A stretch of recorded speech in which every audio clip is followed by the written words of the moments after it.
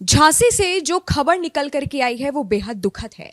साथ ही जो खबर आई वो ये साफ बताती है कि आपको सिस्टम पर उतना ही भरोसा करना चाहिए जितना भरोसा भगवान पर करते हैं, क्योंकि सिस्टम ही पूरा का पूरा भगवान भरोसे चल रहा है। झांसी के मेडिकल कॉलेज में जिस तरह से देर रात स्पार्किंग हुई, उसके बाद विस्फोट हुआ, आग लग गई, साथ ही जो फायर एक्सटिंग्विशर निकाला गया आग बुझाने के लिए, पता चलता है कि वो 4 साल पुराना एक्सटिंग्विशर था जो एन मौके पर काम नहीं कर पाया। इस पूरी घटना पर बात करेंगे। मेरे साथ प्रकाश जी मौजूद हैं। प्रकाश जी, 10 नवजात शिशुओं ने अपनी जान गंवा दी, जो अस्पताल में ही उन्होंने ठीक से शायद अपनी आंखें भी नहीं खोली होंगी। 10 नवजात बच्चों की जान चली गई, 39 बच्चों को सुरक्षित हालांकि मां से बचा लिया गया। अब क्या पूरी कहानी है, पहले बताइए। नंदनी, जो छोटे बच्चे होते हैं नवजात, उनका लगभग 24 घंटे तक तो आँख ही नहीं खुलता है। वो ऑलरेडी गर्भ से आते हैं तो अंधेरे में रहने की उनको आदत होती है, तो उजाला देख के ना आँख ही नहीं खोल पाते वो। तो वो बच्चे हॉस्पिटल में आए और हॉस्पिटल से ही काल के गाल में चले गए। आप देख लो कि उत्तर प्रदेश सरकार का जहाँ तक इसमें सवाल है, जब भी कुछ अच्छा होता है, कुछ बढ़िया होता है, हम लोग भी तारीफ करते हैं, बाकी लोग भी करते हैं। लेकिन ये लोग अब कह रहे हैं ट्विटर पर कि नहीं नहीं, आप योगी सरकार से कैसे सवाल पूछोगे, कैसे आप उत्तर प्रदेश सरकार से पूछ रहे हो, ये तो घटना थी, हो गई। ये सिस्टम की ही जवाबदेही है, ये बिल्कुल उत्तर प्रदेश सरकार की जवाबदेही है। आम आदमी बहुत भरोसा करके जाता है, उसको लगता है कि सरकारी अस्पताल है या सरकारी सिस्टम है, वहाँ कम पैसों में जो है इलाज हो जाएगा। और उस तरह के लोग वहाँ पर जाते हैं जिनको लगता है कि वाकई में सरकार काम कर रही है, और वो लोग आगे बढ़ चढ़ कर भी कोई सरकार बनवाने में भी उन्हीं लोगों का हाथ होता है। और आम आदमी तो यही सोच के चलता है, हम ऐसे ही तो चलते हैं कि पुलिस पर भरोसा है तो कानून व्यवस्था पर भरोसा है, तो हम देर रात घर से बाहर निकल जाते हैं। आप झांसी की घटना से ये समझ लो कि मुझे ये लगता है, अब मैं पर्सनली ये मानता हूँ कि जब तक कुछ नहीं हो रहा है, ये आपका भाग्य है, क्योंकि कुछ भी हो सकता है और सिस्टम ऐसे ही हाथ खड़े कर देगा हर बात पर। अस्पताल है तो अस्पताल में अग्निशमन यंत्र होता है, वो 4 साल पुराना है, बुझाने गया घाट तो देख रहा हो चल ही नहीं रहा है। ये किसकी जिम्मेवारी है? कौन देखेगा? ये कौन उसकी एक्सपायरी डेट चेक करता है? आप नोएडा की सोसाइटीज में घूम जाओ, जगह जगह वो लाल सिलेंडर आपको देखने को मिलेंगे, अग्निशमन यंत्र होते हैं। आप देखोगे वो आपको एक्सपायरी डेट के मिलेंगे। तो झांसी में तो उन बच्चों, उन्होंने तो दुनिया ही नहीं देखी यार। बच्चा जब आता है किसी परिवार में तो माँ बाप का सपना होता है, वो कई सारी उम्मीदें, सपने एक साथ आता है लेकर के। वो हॉस्पिटल से बाहर नहीं जा पाया, 39 बच्चों को आपने बचाया, लेकिन वहां जान किसी एक की भी नहीं जानी चाहिए थी। आप उत्तर प्रदेश सरकार के जितने, उत्तर प्रदेश क्या देश में जितने सरकारी अस्पताल हैं, आप उनमें घूम के देख लो। सारे सरकारी अस्पताल में आपको ये बात मिल जाएगी कि जो ऑपरेशन वार्ड हो या फिर जो यहाँ पर नए बच्चों को रखने वाला वार्ड जो होता है, जहाँ पर ये घटना हुई है, जहाँ एक साथ कई सारे ऑक्सीजन सिलेंडर भी होते हैं, होता क्या है कि जितनी कैपेसिटी है उससे ज़्यादा बिजली यूज़ हो रहे होते हैं, चूँकि बहुत हैवी मशीन्स होती हैं वहाँ पर। लेकिन उन मशीन्स की इफ़िशियंसी के हिसाब से बिजली की वायरिंग नहीं होती है नंदनी। और कारण ये होता है कि एक छोटा सा स्पार्क भी जो है बड़ी घटना को अंजाम दे देता। क्या हुआ झांसी में? छोटा सा स्पार्क हुआ ऑक्सीजन सिलेंडर के आसपास, और उसके बाद वो पूरे इलाके में आग लग गई। अब हालत ये हो गया वहाँ पर कि जिन लोगों को लगा कि वो कुछ बचा सकते हैं, जिसके हाथ जो बच्चा लगा, लोग लेके चले गए। अब जहां पर 40-40 नवजात शिशु हैं, 50 के करीब बच्चे थे, जिसमें 10 बच्चे अब इस दुनिया में नहीं हैं, 39 बच्चों को बचाया गया। तुमको क्या लगता है कि वो बच्चे सही माँ बाप को दिए जाएंगे? नवजात बच्चे, सारे बच्चे एक जैसे लगते हैं। छोटे बच्चों को देखोगी तो सारे बच्चे एक जैसे लगेंगे। वहां ऐसी आग लगी कि जो भी जिसको बचा सकता था, लोग घुसे वार्ड में, जिनके हाथ जो लगा वो लेकर के भागे। बाद में शीशा तोड़ा गया, आर्मी भी बुलाई गई, सब लोग पहुंचे, डिप्टी सीएम भी पहुंच गए देर रात तक, एसपी डीएसपी तुरंत पहुंच गए, डीएम, सेना भी पहुंच गई। लेकिन बात यह है कि ये कोई पहली घटना हो गई तो हम बात कर रहे हैं, नहीं तो चल रहा होता है ऐसे ही। दुर्घटना जब तक नहीं होती है तब तक हम लोगों को लगता है कि सब कुछ बड़ा अच्छा है, बड़ा ठीक है। मैं तो आपको हॉस्पिटल छोड़ो ना, मैं तो रेसिडेंशियल सोसाइटीज की बात कर रहा हूं। जितनी सोसाइटीज में लिफ्ट लगा हुआ है, आप उन लिफ्ट की हालत जाकर के देख लो, क्या मेंटेनेंस कर रहे हैं वो। आपको नोएडा से खबर नहीं मिलती है कि अचानक लिफ्ट ऊपर गई और ऊपर से गिर गई।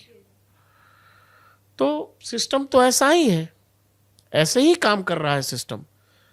जैसे आपने कहा कि भाई हम लोग कहते हैं कि अरे कुछ नहीं हो रहा, अच्छा तो भगवान भरोसे, मतलब क्या कि हमने तो ऊपर वाले पे छोड़ दिया, तो सिस्टम ने भी ऊपर वाले पर ही छोड़ दिया। अब इसमें होता क्या है ना कि लोगों के लिए तो, हमारे आपके लिए अभी हम लोग बात कर रहे हैं, नंबर्स हैं वो, 10 बच्चों की मौत हो गई, नवजात शिशु थे, लेकिन जिनके घर के थे उनका तो चिराग चला गया ना, उनका सपना चला गया, उनकी उम्मीद चली गई। उन्होंने भरोसा करके, भाई कौन सोचता है यार, जिन घरों में खुशियां होनी चाहिए थी वहां मातम का माहौल है।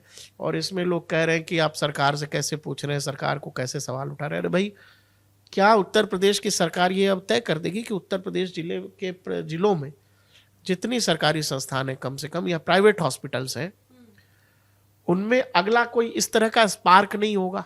ये तय कर पाएंगे आप? नहीं कर पाएंगे, इस घटना के बाद भी नहीं होगा। सब इंतजार करेंगे अगली घटना का। मुख्यमंत्री जी ने शोक जता दिया, अखिलेश यादव ने ट्वीट कर दिया, मायावती ने सवाल पूछ लिया, लेकिन इससे क्या, जो साधारण आदमी जो इसी बात पर निर्भर करता है कि सरकारी अस्पतालों में ही उसका इलाज होगा, प्राइवेट हॉस्पिटल वो अफोर्ड नहीं कर सकता है, इसीलिए वो सरकारी अस्पतालों का रुख करता है। और सरकारी अस्पतालों में अगर ऐसे ही उसके सपनों की हत्या हो जाएगी, क्या है ये, सिस्टम द्वारा की गई हत्या है।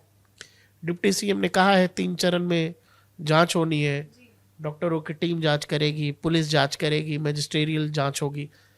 इस जांच में जो बच्चे नहीं बचे वो आ जाएंगे वापस। आप सरकार के तौर पर आप ये तय क्यों नहीं कर पा रहे हो कि ये स्पार्क अगली बार नहीं होना चाहिए?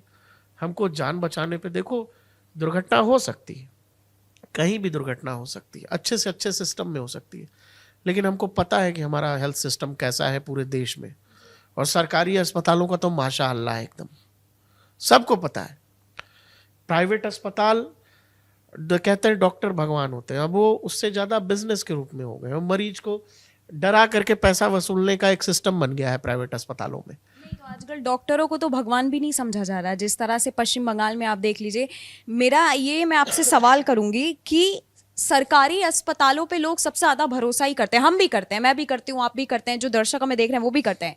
सरकारी अस्पतालों में लगातार इस तरह की गड़बड़ी जो है सामने निकल के आई है। बीते दिनों आपको याद होगा, एक डॉक्टर की लापरवाही निकल के सामने आई, जिसने महिला को एनेस्थीसिया की जगह बेहोशी का इंजेक्शन दिया और उसके बाद उसके साथ गलत कर दिया।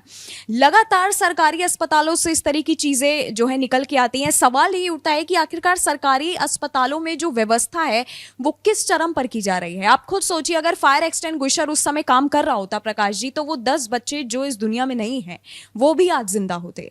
लेकिन फायर एक्सटिंग्विशर को जब चलाने गए तो पता चला कि वो 4 साल पुराना है, और 4 साल पुराना जो एक्सटिंग्विशर है वो वहां पे लगा हुआ है, जिसकी वजह से अब बच्चों को बचाया नहीं जा सका।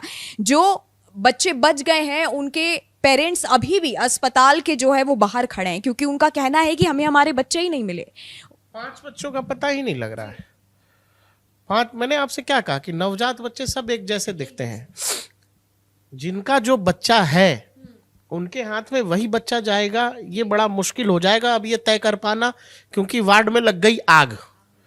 वो जिस वार्ड में बच्चे एक साथ रखे गए थे वो पूरा जल के झुलस के खत्म है। और बच्चों को जिस तरह से बचाया गया होगा, किस तरह से बच्चों को उठा करके ले गए होंगे, मान लीजिए आपने अपने कपड़े में अपने बच्चे को लपेटा हुआ है या खास तरह के टॉवल में लपेटा हुआ है, वो सब कुछ इधर उधर हो गया नंदनी। अब वहाँ पहचान की बड़ी समस्या हो जाएगी। और मैं ये आपसे कह रहा हूँ कि ये जो दुर्घटना है, हम ये समझ पा रहे हैं सामान्य ज्ञान से कि बिजली संबंधित घटना है। क्या उत्तर प्रदेश की सरकार उत्तर प्रदेश के अस्पतालों में अब ये तय कर पाएगी कि इस तरह की घटना आगे ना हो?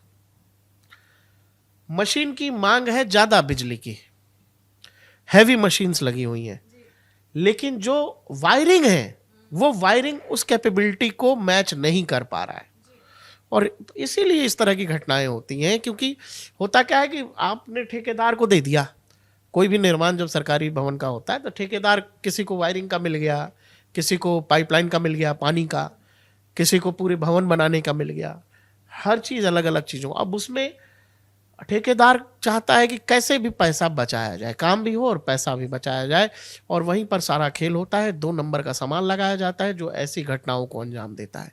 मैं कह रहा हूं कि उत्तर प्रदेश सरकार ने, आप मुख्यमंत्री जी ने बड़ा अच्छा काम किया, डिप्टी सीएम को देर रात में भेज दिया, सब मौके पे रहे, लेकिन उस 10 परिवार से आप क्या जवाब दीजिएगा? कह दीजिएगा कि आपकी कोई जिम्मेवारी नहीं है, यूपी सरकार का इसमें कोई लेना देना नहीं है।